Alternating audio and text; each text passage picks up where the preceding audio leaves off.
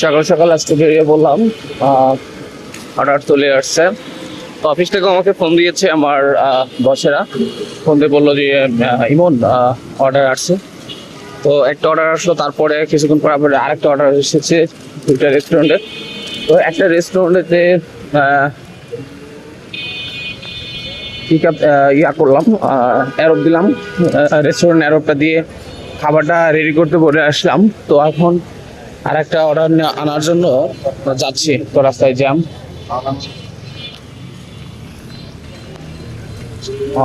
কাসুন্দির একটা অর্ডার আছে, সেটাতেই এখন যাচ্ছি। কাসুন্দির অর্ডারটাই আগে আসছিল, অন্য রেস্টুরেন্টের অর্ডারটা পরে আসছে। তো পরে একটা অর্ডার রেডি করতে বলে আসছি, যেটা পরে আসছে অর্ডার সেটা আগে রেডি করতে বলছে। আর আমি আগে যেটা আসছে সেটা আনার জন্যই রেস্টুরেন্টে যাচ্ছি। তো বাইরে বৃষ্টি হচ্ছে, তো বৃষ্টির মধ্যে ভিজে ভিজেই যাইতে হচ্ছে। তো এখন কাশ্মীর খাবারের অর্ডারটা দেবো। কি কি অর্ডার আইটেম হয়েছে, বসে আছি। এখন খাবার নিয়ে আসবেন, তারপরে নিয়ে যাবো। খাবারের জন্য বসে আছি, অর্ডার দিয়েছি। অবশেষে খাবারটা পেয়েছি। তো খাবারটা এখন আমার বাইরে বৃষ্টি হচ্ছে, তো এখন ব্যাগে নিতে হবে। সাইকেলটা এখানে রয়েছে, বৃষ্টিতে ভিজছে, বৃষ্টি হচ্ছে বাইরে। তো বৃষ্টির মধ্যে এখন যাইতে খাবারটা পিক করে রওনা দিচ্ছি। রাস্তায় প্রচুর জ্যাম এবং বৃষ্টি, তো সময় লেগে যেতে পারে। তারপরেও দ্রুত যাওয়ার চেষ্টা করতেছি। আর এখন এই মুহূর্তে ভিডিওটা করাটা অনেক কঠিন হয়ে দাঁড়াচ্ছে, কারণ প্রচুর জ্যাম এবং বৃষ্টির মধ্যে।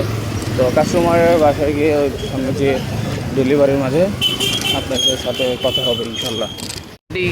জ্যাম সেরেছি এবং জ্যাম থেকে একটু মুক্তি পেলাম। তো সামনে আবার একটু জ্যাম হতে পারে, মোড়ে মোড়ে যায় জ্যাম হয়। তো এখন হচ্ছে অলরেডি চলে এসেছি। এখন এইমাত্র আমাকে কাস্টমার ফোন দিল। আমার হাতে দুইটা অর্ডার, তো একটা কাস্টমার ফোন করে বলছে যে হচ্ছে কত সময় লাগতে পারে, একটু দ্রুত আসবেন। তো কাস্টমারের কাছ থেকে সময় চেয়ে নিলাম 10 মিনিট। রাস্তার অবস্থা খুবই খারাপ এবং বৃষ্টি হচ্ছে। তো কাস্টমার বলেছে ঠিক আছে, সর্বোচ্চ 10 মিনিট লাগবে। বললাম জি হ্যাঁ 10 মিনিট।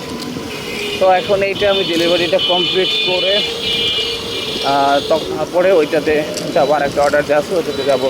আর ওই কাস্টমার যে কাস্টমারের কাছে 10 মিনিট চেয়েছে, ওই কাস্টমারের বাসাটা অনেক দূরে, আমাদের জুনের আমাদের যেমন বা আমাদের এরিয়ার শেষ মাথার দিকে। তো চলুন দেখা যাক কী হয়। এসেছি কাস্টমারের বাসা।